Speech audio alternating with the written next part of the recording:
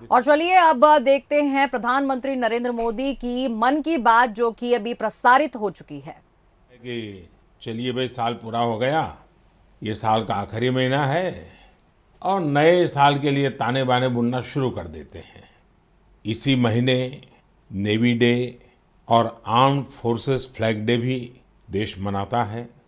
हम सबको मालूम है 16 दिसंबर को 1971 के युद्ध का स्वर्णिम जयंती वर्ष भी देश मना रहा है। मैं इन सभी अवसरों पर देश के सुरक्षा बलों का निर्भया स्मरण करता हूँ, हमारे वीरों का स्मरण करता हूँ और विशेष रूप से ऐसे वीरों को जन्म देने वाली वीर माताओं का स्मरण करता हूँ। हमेशा की तरह इस बार भी मुझे नमो ऐप पर, माय गॉव पर आप सबके ढेर सारे सुझाव भी मिले हैं। आप लोगों ने मुझे अपने परिवार का एक हिस्सा मानते हुए अपने जीवन के सुख दुख भी साझा किए हैं। इसमें बहुत सारे नौजवान भी हैं, छात्र छात्राएं हैं। मुझे वाकई बहुत अच्छा लगता है कि मन की बात का हमारा ये परिवार निरंतर बड़ा तो हो ही रहा है, मन से भी जुड़ रहा है और मकसद से भी जुड़ रहा है। और हमारे गहरे होते रिश्ते हमारे भीतर निरंतर सकारात्मकता का एक प्रवाह प्रवाहित कर रहे हैं। मेरे प्यारे देशवासियों, मुझे सीतापुर के ओजस्वी ने लिखा है कि अमृत महोत्सव से जुड़ी चर्चाएं उन्हें खूब पसंद आ रही हैं। वो अपने दोस्तों के साथ मन की बात सुनते हैं और स्वाधीनता संग्राम के बारे में काफी कुछ जानने का, सीखने का लगातार प्रयास कर रहे हैं। साथियों, अमृत महोत्सव सीखने के साथ ही हमें देश के लिए कुछ करने की भी प्रेरणा देता है। और अब तो देश भर में आम लोग हों या सरकारें, पंचायत से लेकर के पार्लियामेंट तक अमृत महोत्सव की गूंज है और लगातार इस महोत्सव से जुड़े कार्यक्रमों का सिलसिला चल रहा है। ऐसा ही एक रोचक प्रोग्राम पिछले दिनों दिल्ली में हुआ। आजादी की कहानी बच्चों की जुबानी कार्यक्रम में बच्चों ने स्वाधीनता संग्राम से जुड़ी गाथाओं को पूरे मनोभाव से प्रस्तुत किया। खास बात ये भी रही कि इसमें भारत के साथ ही नेपाल, मॉरिशस, तंजानिया, न्यूजीलैंड और फिजी के स्टूडेंट्स भी शामिल हुए। हमारे देश का महारत्न ओएनजीसी ओएनजीसी भी कुछ अलग तरीके से अमृत महोत्सव मना रहा है। ओएनजीसी इन दिनों ऑयल फील्ड्स में अपने स्टूडेंट्स के लिए स्टडी टूर का आयोजन कर रहा है। इन टूर्स में युवाओं को ओएनजीसी के ऑयल फील्ड ऑपरेशंस की जानकारी दी जा रही है। उद्देश्य ये कि हमारे उभरते इंजीनियर राष्ट्र निर्माण के प्रयासों में पूरे जोश और जुनून के साथ हाथ बटा सके। साथियों, आजादी में अपने जनजातीय समुदाय के योगदान को देखते हुए देश ने जनजातीय गौरव सप्ताह भी मनाया है। देश के अलग अलग हिस्सों में इससे जुड़े कार्यक्रम भी हुए। अंडमान निकोबार द्वीप समूह में जारवा और ओंगे ऐसे जनजातीय समुदाय के लोगों ने अपनी संस्कृति का जीवंत प्रदर्शन किया। एक कमाल का काम हिमाचल प्रदेश में ऊना के मिनिएचर राइटर रामकुमार जोशी जी ने भी किया है। उन्होंने पोस्टेज स्टैम्प पर ही, यानी इतने छोटे से पोस्टेज स्टैम्प पर नेताजी सुभाष चंद्र बोस और पूर्व प्रधानमंत्री लाल बहादुर शास्त्री जी के अनोखे स्केच बनाए हैं। हिंदी में लिखे राम शब्द पर उन्होंने स्केच तैयार किए, जिसमें संक्षेप में दोनों महापुरुषों की जीवनी को भी उकेरा गया है। मध्य प्रदेश के कटनी से भी कुछ साथियों ने एक यादगार दास्तान गोई कार्यक्रम की जानकारी दी है। इसमें रानी दुर्गावती के अदम्य साहस और बलिदान की यादें ताजा की गई है। ऐसा ही एक कार्यक्रम काशी में हुआ।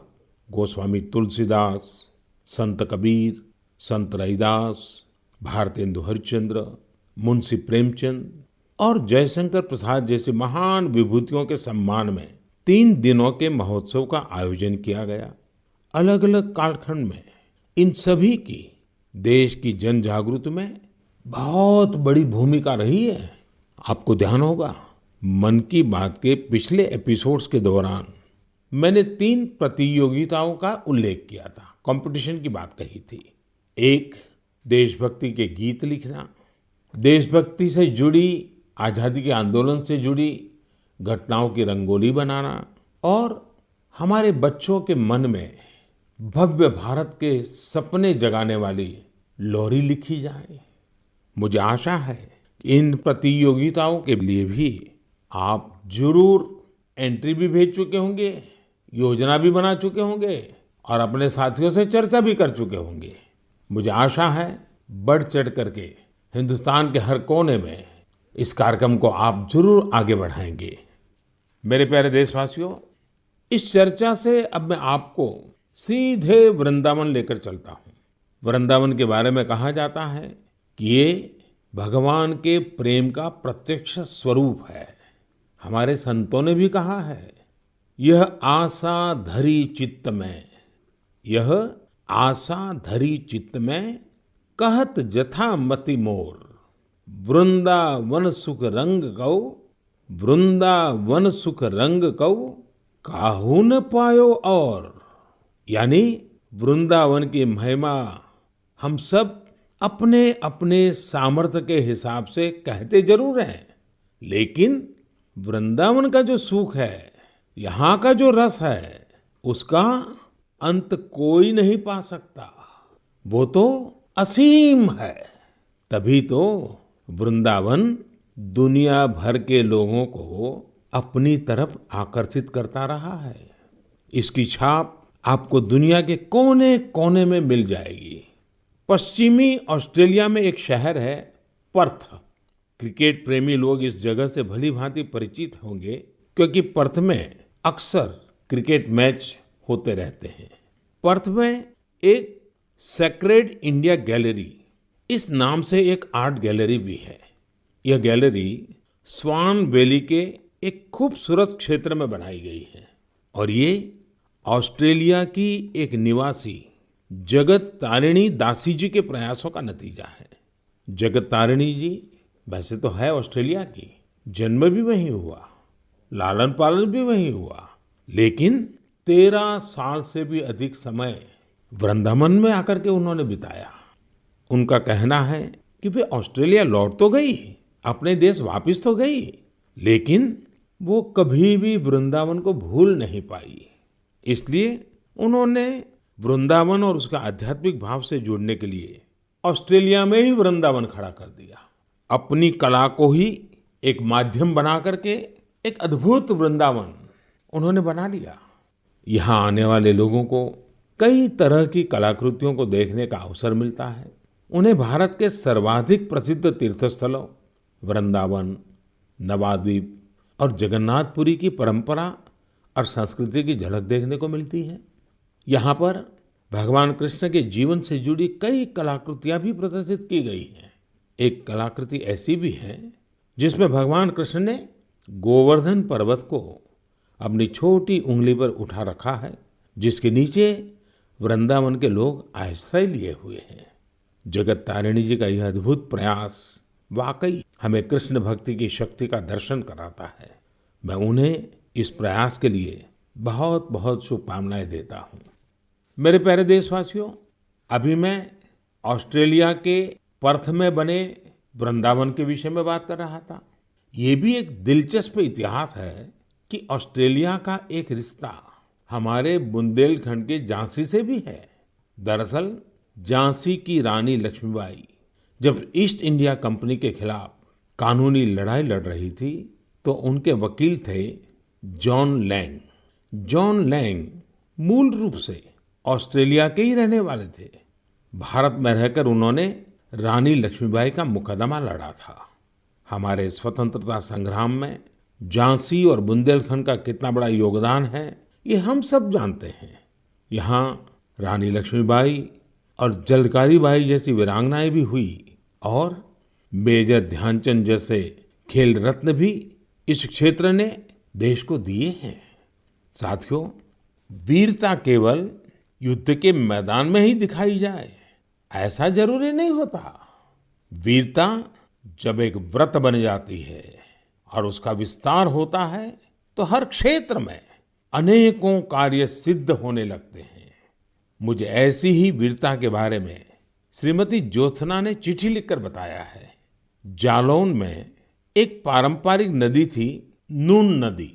नून यहाँ के किसानों के लिए पानी का प्रमुख स्रोत हुआ करती थी, लेकिन धीरे धीरे नून नदी लुप्त होने की कगार पर पहुंच गई। जो थोड़ा बहुत अस्तित्व इस नदी का बचा था, उसमें वो नाले में तब्दील हो रही थी। इससे किसानों के लिए सिंचाई का भी संकट खड़ा हो गया था। जालौन के लोगों ने इस स्थिति को बदलने का बीड़ा उठाया। इसी साल मार्च में इसके लिए एक कमेटी बनाई गई। हजारों ग्रामीण और स्थानीय लोग स्वतः स्फूर्त इस अभियान से जुड़े। यहाँ की पंचायतों ने ग्रामीणों के साथ मिलकर काम करना शुरू किया और आज इतने कम समय में और बहुत कम लागत में ये नदी फिर से जीवित हो गई है। कितने ही किसानों को इसका फायदा हो रहा है। युद्ध के मैदान से अलग वीरता का ये उदाहरण हमारे देशवासियों की संकल्प शक्ति को दिखाता है और ये भी बताता है कि अगर हम ठान ले तो कुछ भी असंभव नहीं है। और तभी तो मैं कहता हूं, सबका प्रयास। मेरे प्यारे देशवासियों, जब हम प्रकृति का संरक्षण करते हैं तो बदले में प्रकृति हमें भी संरक्षण और सुरक्षा देती है। इस बात को हम अपने निजी जीवन में भी अनुभव करते हैं और ऐसा ही एक उदाहरण तमिलनाडु के लोगों ने व्यापक स्तर पर प्रस्तुत किया है। ये उदाहरण है तमिलनाडु के तूतुकुड़ी जिले का। हम जानते हैं कि तटीय इलाकों में कई बार जमीन के डूबने का खतरा रहता है। तूतुकुड़ी में भी कई छोटे आइलैंड और टापू ऐसे थे जिनके समुद्र में डूबने का खतरा बढ़ रहा था। यहाँ के लोगों ने और विशेषज्ञों ने इस प्राकृतिक आपदा का बचाव प्रकृति के जरिए ही खोजा। ये लोग अब इन टापुओं पर पाल्मेरा के पेड़ लगा रहे हैं। ये पेड़ साइक्लोन और तूफानों में भी खड़े रहते हैं और जमीन को सुरक्षा देते हैं। इनसे अब इस इलाके को बचाने का एक नया भरोसा जगा है। साथियों, प्रकृति से हमारे लिए खतरा तभी पैदा होता है जब हम उसके संतुलन को बिगाड़ते हैं या उसकी पवित्रता नष्ट करते हैं। प्रकृति माँ की तरह हमारा पालन भी करती है और हमारी दुनिया में नए नए रंग भी भरती है। अभी मैं सोशल मीडिया पर देख रहा था, मेघालय में एक फ्लाइंग बोट की तस्वीर खूब वायरल हो रही है। पहली ही नजर ये तस्वीर हमें आकर्षित करती है। आप में से भी ज्यादातर लोगों ने इसे ऑनलाइन जरूर देखा होगा। हवा में तैरती इस नाव को जब हम करीब से देखते हैं तब हमें पता चलता है कि ये तो नदी के पानी में चल रही है। नदी का पानी इतना साफ है कि हमें उसकी तलहटी दिखती है और नाव हवा में तैरती सी लगने लग जाती है। हमारे देश में अनेक राज्य हैं, अनेक क्षेत्र हैं जहाँ के लोगों ने अपनी प्राकृतिक विरासत के रंगों को संजोकर रखा है।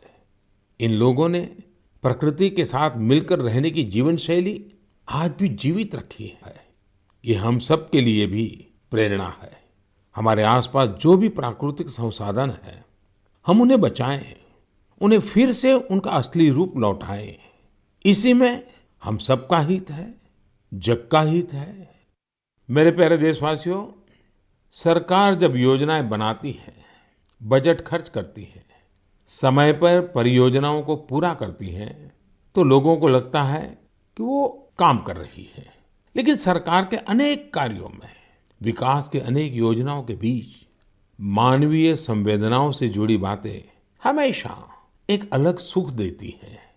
सरकार के प्रयासों से, सरकार की योजनाओं से कैसे कोई जीवन बदला, उस बदले हुए जीवन का अनुभव क्या है, जब ये सुनते हैं तो हम भी संवेदनाओं से भर जाते हैं। यह मन को संतोष भी देता है और उस योजना को लोगों तक पहुंचाने की प्रेरणा भी देता है। एक प्रकार से ये स्वांतः सुखाई तो है। और इसलिए आज मन की बात में हमारे साथ तो ऐसे साथी भी जुड़ रहे हैं जो अपने हौसलों से एक नया जीवन जीत कर आए हैं। इन्होंने आयुष्मान भारत योजना की मदद से अपना इलाज कराया और एक नई जिंदगी की शुरुआत की है। हमारे पहले साथी हैं राजेश कुमार प्रजापति। जिन्हें हृदय रोग की बीमारी, हार्ट की समस्या थी। तो आइए राजेश जी से बात करते हैं। राजेश जी नमस्ते। नमस्ते सर, नमस्ते। आपकी राजेश जी बीमारी क्या थी? फिर किसी डॉक्टर के पास गए होंगे, मुझे जरा समझाइए।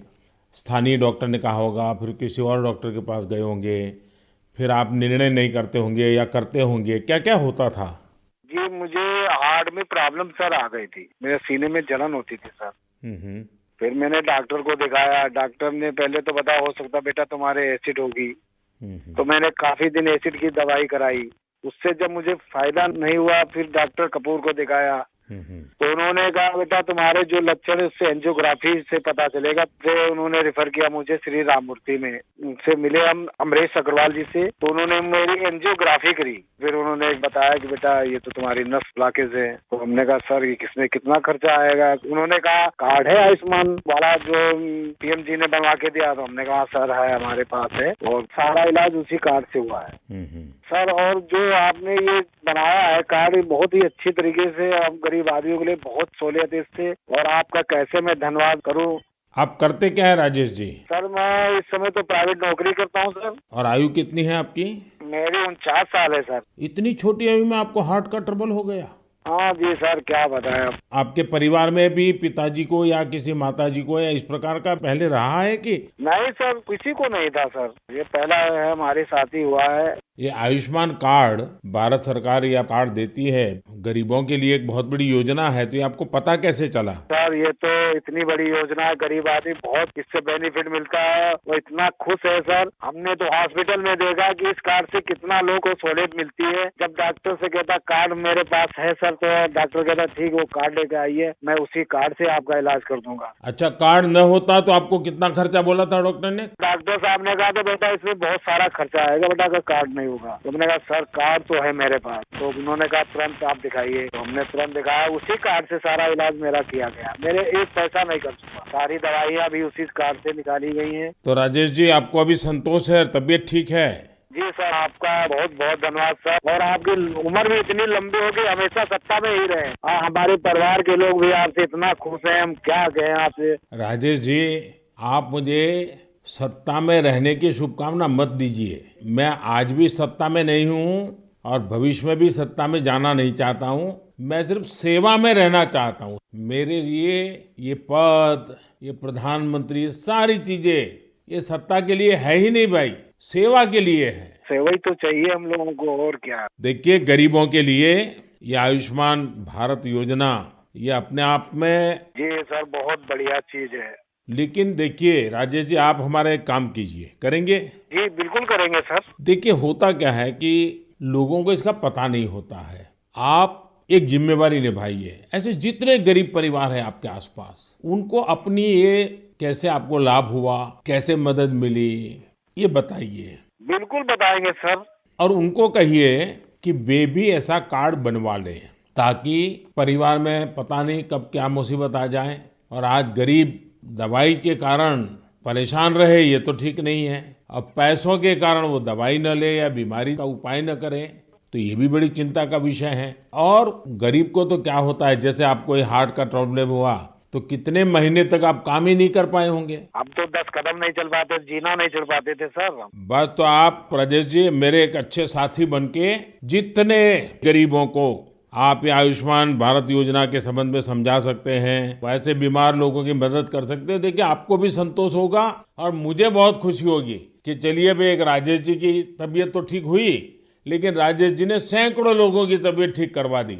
ये आयुष्मान भारत योजना ये गरीबों के लिए है, मध्यम वर्ग के लिए है, सामान्य परिवारों के लिए है। तो घर घर इस बात को पहुंचाएंगे आप? बिल्कुल पहुंचाएंगे सर। हम तो वहीं 3 दिन रुके ना हॉस्पिटल में सर, तो बेचारे बहुत लोग आए, सारी सुविधाएं उनको बताई। कार्ड होगा तो फ्री में हो जाएगा। चलिए राजेश जी आप अपने आप को स्वस्थ रखिए, थोड़ी शरीर की चिंता करिए, बच्चों की चिंता कीजिए और बहुत प्रगति कीजिए। मेरी बहुत शुभकामनाएं हैं आपको। साथियों हमने राजेश जी की बातें सुनी। आइए अब हमारे साथ सुख देवी जी जुड़ रही हैं। घुटनों की समस्या ने उन्हें बहुत परेशान कर दिया था। आइए हम सुख देवी जी से पहले उनके दुख की बात सुनते हैं और फिर सुख कैसे आया वो समझते हैं। सुखदेवी जी नमस्ते। आप कहाँ से बोल रही हैं? दाऊदपुरा से। कहाँ पड़ता है ये? मथुरा में। मथुरा में। फिर तो सुखदेवी जी आपको नमस्ते भी कहना है और साथ साथ राधे राधे भी कहना होगा। हाँ, राधे राधे। अच्छा, हमें सुना कि आपको तकलीफ हुई थी, आपका कोई ऑपरेशन हुआ, जरा बताएंगे क्या बात है? हाँ, मेरा घुटना खराब हो गया था तो ऑपरेशन हुआ है मेरा प्रयाग हॉस्पिटल में। आपकी आयु कितनी है सुखदेवी जी? उम्र 40 साल। 40 साल और सुखदेव नाम, और सुखदेवी को बीमारी हो गई? बीमारी तो मुझे 15-16 साल से लग गई। अरे बाप रे, इतनी छोटी आयु में घुटने आपके खराब हो गए? वो गठियावाई बोलते हैं जो जोड़ों में दर्द थे, कहते हैं घुटना खराब हो गई। तो 16 साल से 40 साल की उम्र तक आपने इसका इलाज ही नहीं करवाया? नहीं करवाया था। दर्द की दवाई खाते रहे, छोटे मोटे डॉक्टरों ने कहते, देसी दवाई है, वैसी दवाई है, थैला छाप डॉक्टरों ने कहते, उनसे घुटना चलवे पे ही खराब हो गई। 1-2 किलोमीटर पैदल चली मैं तो घुटना खराब हो गई मेरी। तो सुखदेव जी ऑपरेशन का विचार कैसे आया? उसके पैसों का क्या प्रबंध किया? कैसे बना ये सब? मैंने वो आयुष्मान कार्ड से इलाज करवाया तो है मैंने। आपको आयुष्मान कार्ड मिल गया था? हाँ। और आयुष्मान कार्ड से गरीबों को मुफ्त में उपचार होता है, पता था? स्कूल में मीटिंग हो रही थी, माँ से हमारे पति को पता चला तो कार्ड बनवाया मेरे नाम से। हाँ। फिर इलाज करवाया कार्ड से और मैंने कोई पैसा नहीं लगाया। कार्ड से ये इलाज हुआ है मेरा, खूब बढ़िया इलाज हो गया है। अच्छा, डॉक्टर ने पहले अगर कार्ड न होता तो कितना खर्चा बताते थे? 2.5 लाख रुपए, 3 लाख रुपए। 6-7 साल से पड़ी हूँ खाट में। ये कहती थी ये भगवान मुझे ले तो मुझे नहीं जीना। 6-7 साल से खाट में थी? बाप रे बाप। हाँ, ओहो। बिल्कुल उठा बैठा नहीं जाते, बच्चे बैठाते। तो अभी आपका घुटना पहले से अच्छा हुआ है? मैं खूब घूमती हूँ, फिरती हूँ, किचन का काम करती हूँ, घर का काम करती हूँ, बच्चों को खाना बना के देती हूँ। तो मतलब आयुष्मान भारत का कार्ड आपको सचमुच में आयुष्मान बना दिया। बहुत बहुत धन्यवाद। आपकी योजना की वजह से ठीक हो गई, अपने पैरों पे खड़ी हो गई। तब तो बच्चों को भी आनंद आता होगा। हाँ जी, बच्चों को तो बहुत ही परेशानी होती थी। अब माँ परेशान है तो बच्चा भी परेशान है। देखिए, हमारे जीवन में सबसे बड़ा सुख हमारा स्वास्थ्य ही होता है। ये सुखी जीवन सबको मिले, यही आयुष्मान भारत की भावना है। चलिए सुखदेवी जी, मेरी आपको बहुत बहुत शुभकामनाएं। फिर से एक बार आपको राधे राधे। राधे राधे, नमस्ते। मेरे प्यारे देशवासियों, युवाओं से समृद्ध हर देश में 3 चीजें बहुत मायने रखती हैं और वही तो कभी कभी युवा की सच्ची पहचान बन जाती है। पहली चीज है आइडियाज और इनोवेशन, दूसरी है जोखिम लेने का जज्बा, और तीसरी है कैन डू स्पिरिट, यानी किसी भी काम को पूरा करने की जिद, चाहे परिस्थितियां कितनी भी विपरीत क्यों ना हो। जब ये तीनों चीजें आपस में मिलती हैं तो अभूतपूर्व परिणाम मिलते हैं, चमत्कार हो जाते हैं। आजकल हम चारों तरफ सुनते हैं स्टार्टअप स्टार्टअप स्टार्टअप। सही बात है, ये स्टार्टअप का युग है और ये भी सही है कि स्टार्टअप की दुनिया में आज भारत विश्व में एक प्रकार से नेतृत्व कर रहा है। साल दर साल स्टार्टअप को रिकॉर्ड निवेश मिल रहा है।